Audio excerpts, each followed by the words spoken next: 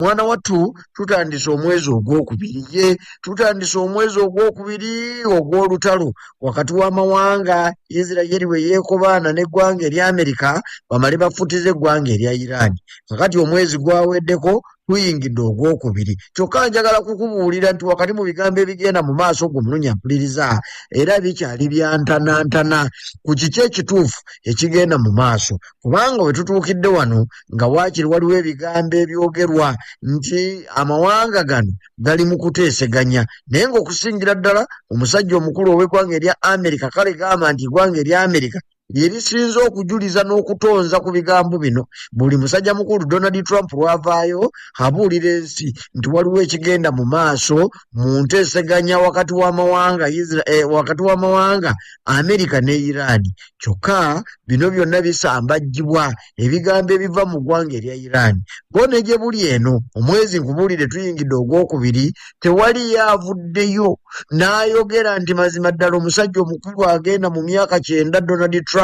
ali awo byayogera bituufu. Buli avaayo ayogera bibye era asambajja ebyogerwa omusajja omukulu ono Donald Trump nti byapa nti omusajja omukulu oyo alimba byayogera tebiriiko mutwe na magulu. Kakati ekikyasembyeyo gumunya mpuliriza okuwakanya ensonga zino eza Donald Trump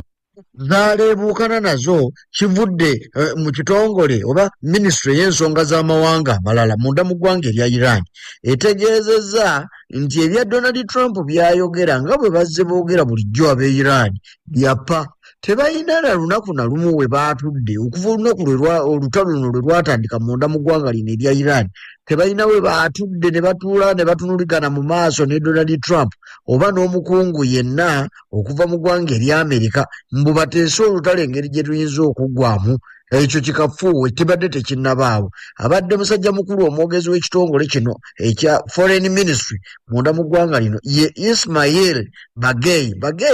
agaye nti kino tekinnaba kubaawo n'akamu n'akatono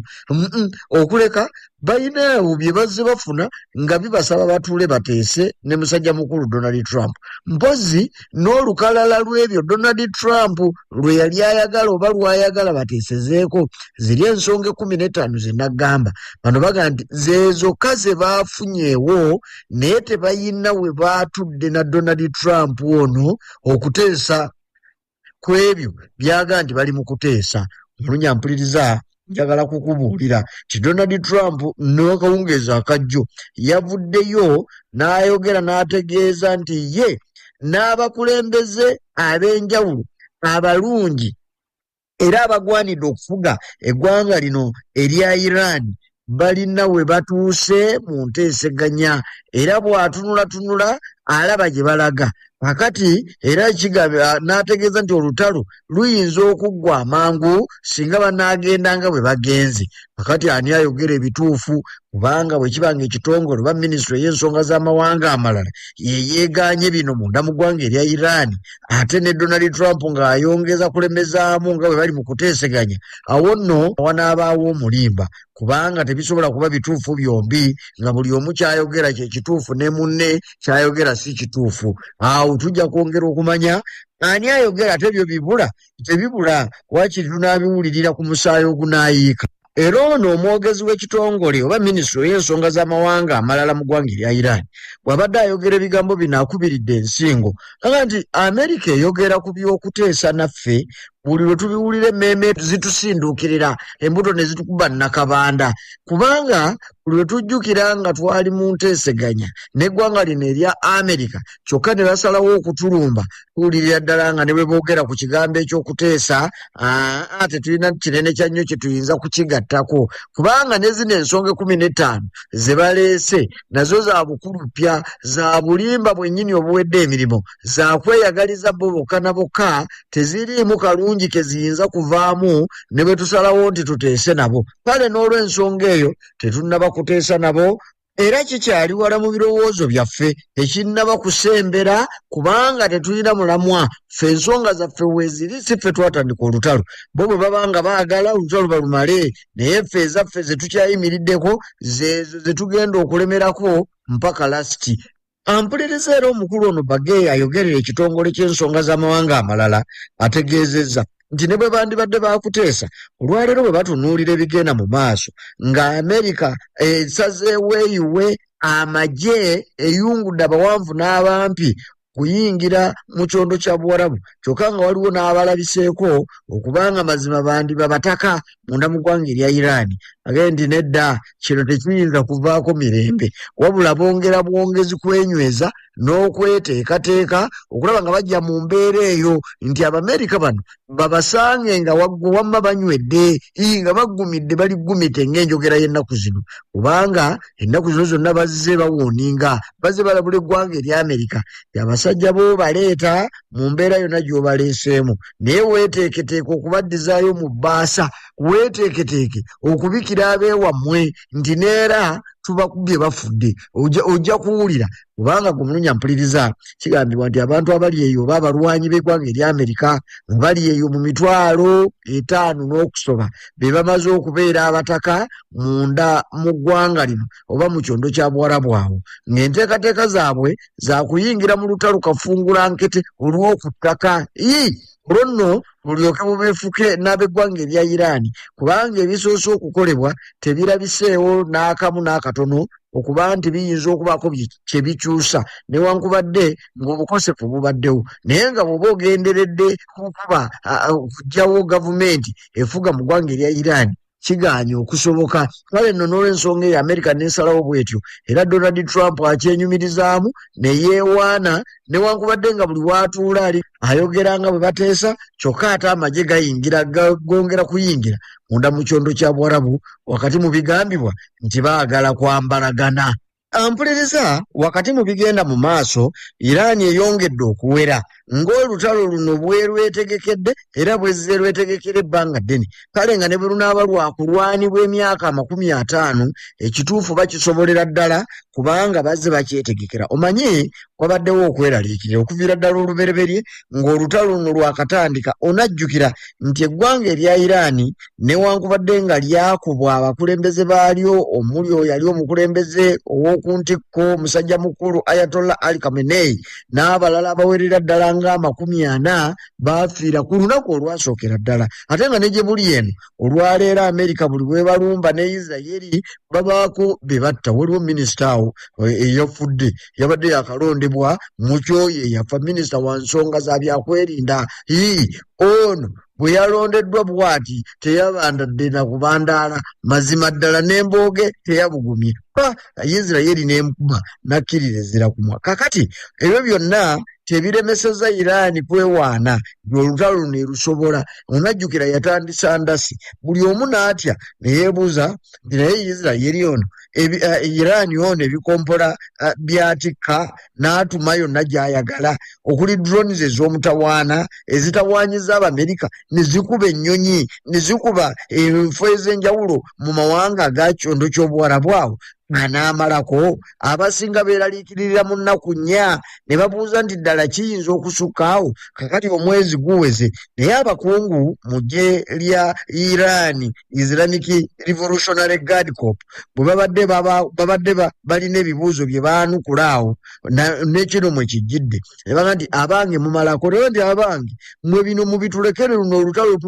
tulusobola bano Abamerika n'Abaisirayiri tubeesobolera ebyo ebyokulowooza nti kompola bigenda kutuggwako tekisoboka tumaze emyaka egisoba mu 40 nga tukola ebikompola ebigenda okubanga byakulwana olutalo luno lwe tulimu buli lunaku oluyita tukola ebikompola 400 tebereza emyaka 40 bwe baba nga gye bamaze nga bakola ebikompola nga buli lunaku bakola ebikompola 400 bw'atabasudiye tolabanga olutalo lukyagendera ddala mu maaso kubanga olwaleero bwe baba nga buli lunaku babadde nga bakola ebikompola 400 ekitegeeza nti bwe kuba kulwana kakano ebikompola bye baakakozesaako eby'emyaka 40 baakakola ebikompola baakakozesa bya nnaku 8 oba 7 kati ekitegeeza nti bwe kiba nga kituufu kye beewaana nakyo olutalo lukyagendera ddala mu maaso ate kakati abamanyi okutunuulira ebyokulwana baakizudde nti Iran ebikompola bye yatandika nabyo luli ng'olutalo luno lutandika byanjawulo n'ebikompola byetandise okukozesa ne drones zeeri mu kukozesa olwaleero nga tuyingidde omwezi ogwokubiri. Kati gwe bulungi ampuliriza awo naawe salawo ng'okusinziira by'ozoowulira ne byolaba ne by'osoma ebikompola by'eggwanga lino erya Iran ebipya ate n'ebyo bye baga nti bazze bakola ne bino bye batandise okulwanisa eby'omulembe omutebi. mwana wange olutalo lukyagendera ddala mu maaso. Kati olw'okuba lukyagendera ddala mu maaso n'obujulizi obwo, yo International Monetary Fund evuddeyo neewa okulabula nega nti abange mwerinde kino ekijja si muntu.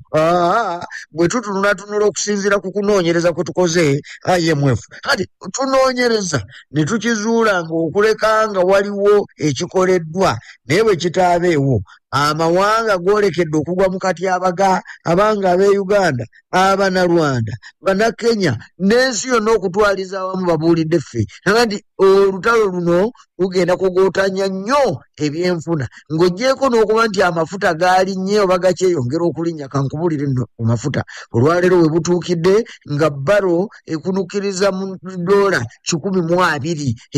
ng'okyabiyita byakusaaga. Amafuta gongedde okulinnya olw'ensonga nti ebintu birungi si birungi. Kakati obwo bwe bujulizi obuggiddwayo aba International Monetary Fund nti abange mulye kamanye ng'akoza n'owebbwa ayina eggolu lyasobola okulitereka. Naye bwe tunula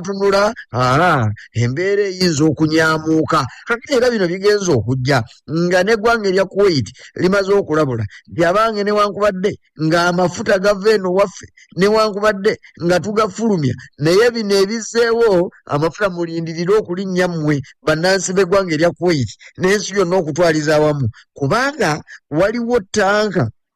enneetisi y'amafuta eyabaluddwa nga ya kampuni ya ggwanga erya Kuwait. Kakati ba Kuwait bano olw'okuba bazze balaba ebibambulira, onajjukira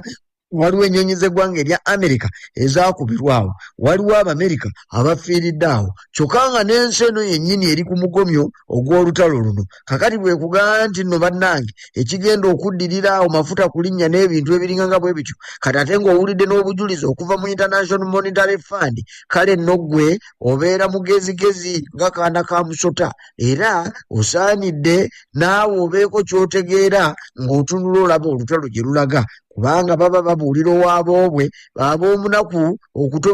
bo babalina kukunkumula. Kakati era wakati mu kwagala emirembe gikomewo mu kyondo kya Buwarabu n'Abawarabu n'Abasiraamu mu kitundu ekyo okutegeeragana, era eggwanga erya Iran lyongedde okulabula. Abadde minisita ow'ensonga z'amawanga amalala Abbas Aragachi avuddeyo n'ateeka obubaka ku mitimbagano,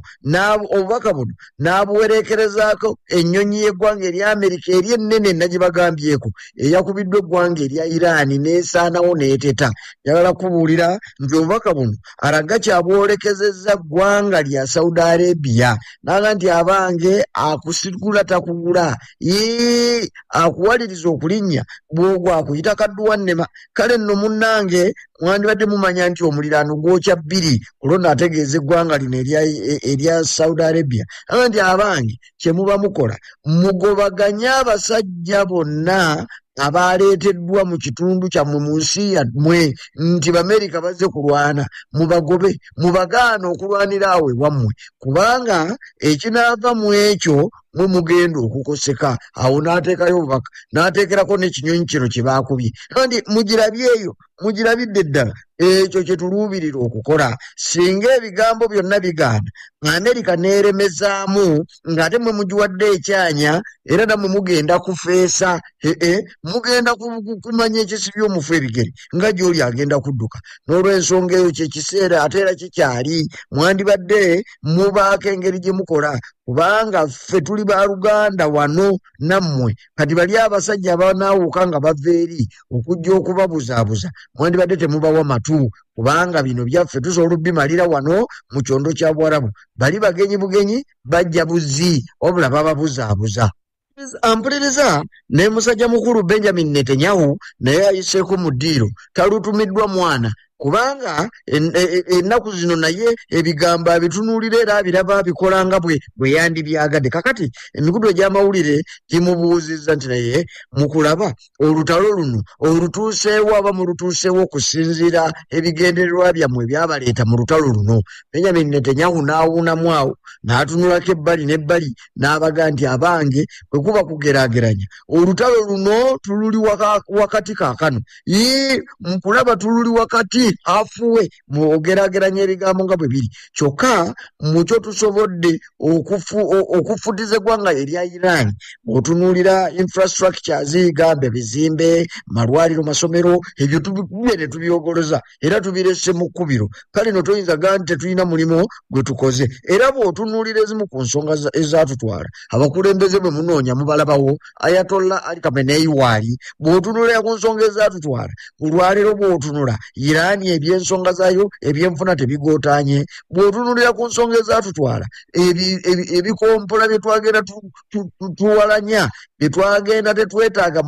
mukyabiraba nga babirina kale nno olutalo luno tulukutte emba zombi tulusobolera tuwulira nga tulwewulira. Ayogera yaani ye mukulembeze w'eggwanga erya Isirayiri bwe bali mu lutalo n'eggwanga lino erya Iran. Benjamin Netanyahu baamukazaako lya bibi kakati gwe mulungi ampuliriza bwe bamubuuziza nti lw'olutalo osuubira lugenda kuggwa ddi era akoloddemu naga nti ekituufu kiri nti obutafaanana ne bulijjo nga bwe twajja twogera sigenda kuluteekako kkomo luno olutalo tujja tuwangula naye siina lunaku lwe nnyinza kugamba nti okoosa enkya oba luli kubanga buli lunaku ensonga zino zikyukamu.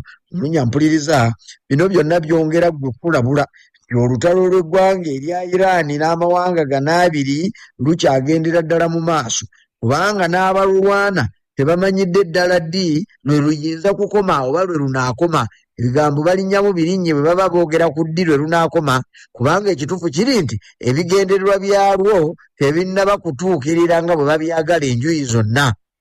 Era musajja mukulu Donald Trump azzeemu okulabula ate nga kulumira kwa mutawaana muzibu agaye nti ekituufu newankubadde nga bwe nkubuulidde nti ebyokuteeseganya bya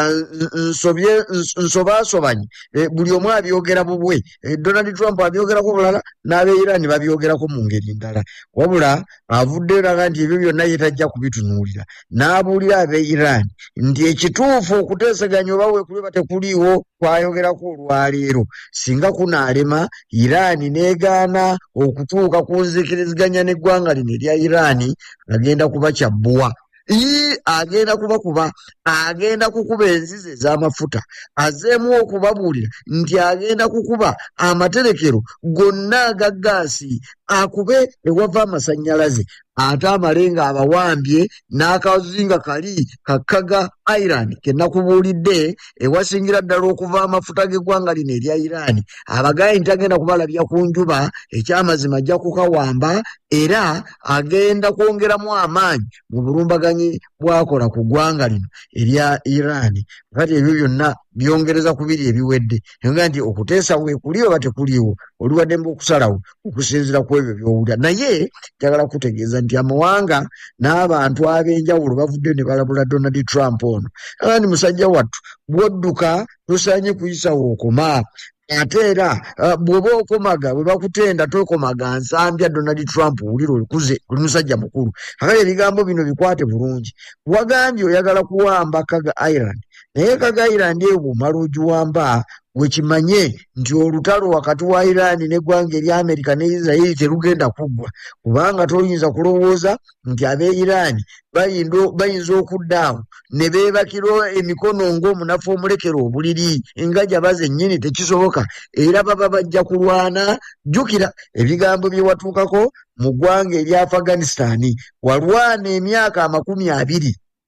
naye negye buli eno olutalo lwakulema okumaliriza era n'ensonga ze Afghanistan newankubadde wavaayo waliwo ezitannaggwa nga zikwetaagisa. Kakati ebyo byonna omanyi bw'ojjukira ebyafaayo osobola okumanya ekinaddako ebyo wandibadde obitegeera amawanga ge galabudde musajja mukulu ono Donald Trump tegamugamba nti nga tannaba kwewagaawaga kutwala ebimu ku bitundu mu ggwanga erya Iran yandibadde asooka n'ajjukira ebyafaayo by'eggwanga erya Amerika mu nsonga ezifaanana bwe ziti olwo nno nakkakkana kubanga twali tulabye abanene emirembe engalo ebyo babigamba ggwanga lya Amerika eryewaza okutwala ebitundu nga limaze n'okutuusa abasirikale ku ground munda mu ggwanga erya Iran. Kakati era omulunya mpuliriza ne UN Security Council egenda kutuula mu lukiiko olwa lubaluba. Kino nno okutuula kwayo kugenda kuddirira okuttibwa kw'abasirikale oba okw'abakuumaddembe aba UN abafiiridde mu lutalo luno wetwogerera omuwendo gugenze kuweerera ddala obulumbaganyi obukole bwa Amerika ne Isirayiri tebubalabiza ku njuba bulese bubasse. Kakati naawe bano bagenda kutuula mangu mangu basale amagezi ku ebyo ebigenda okubaawo n'ebyandisaanye okubaawo.